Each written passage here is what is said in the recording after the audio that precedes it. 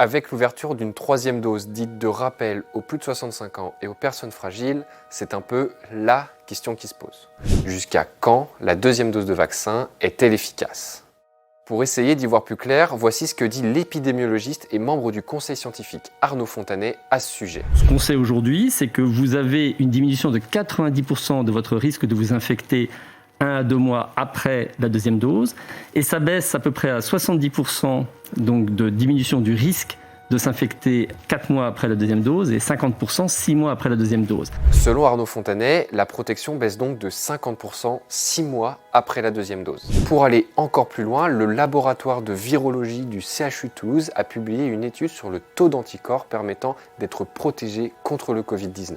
Il a travaillé sur le sujet à partir des données de 8758 membres de ses personnels hospitaliers entre juin 2020 et avril 2021. Grâce à ça, le laboratoire a établi des seuils de protection en fonction du nombre d'anticorps. On a mis en regard les concentrations d'anticorps qui étaient sécrétées post-infection ou post-vaccination avec les taux d'infection ou de réinfection au SARS-CoV-2.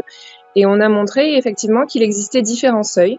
Donc un premier seuil d'intérêt qui est un seuil de 141, donc de concentration d'anticorps totaux dans le sang, qui permet en fait d'avoir une protection contre une infection, une réinfection au SARS-CoV-2 de 90% à peu près, exactement 89,3%, et un second seuil de 1700 donc unités d'anticorps totaux par millilitre de sang qui nous permet d'avoir une protection totale contre une infection, une réinfection au SARS-CoV-2. L'étude fixe un seuil de présence d'anticorps dans le sang en dessous duquel les personnes ne sont plus protégées du virus qu'à une dizaine de pourcents. Ce seuil se situe pour eux à 141 anticorps par millilitre de sang. Selon l'étude, aucune personne non infectée et doublement vaccinée ne se situe en dessous de ce seuil 1 mois après la deuxième dose. Les personnes ayant été infectées et avec une seule dose de vaccin sont quant à elles bien au-dessus de ce seuil.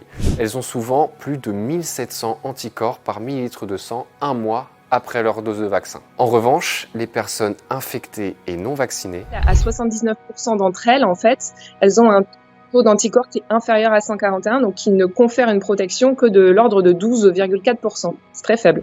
Pour l'instant, c'est impossible de savoir pendant combien de temps des personnes doublement vaccinées affichent un taux d'anticorps supérieur à 141 par millilitre de sang. Mais leur protection reste bien supérieure à celle d'une personne non vaccinée, qu'elle ait été infectée ou non.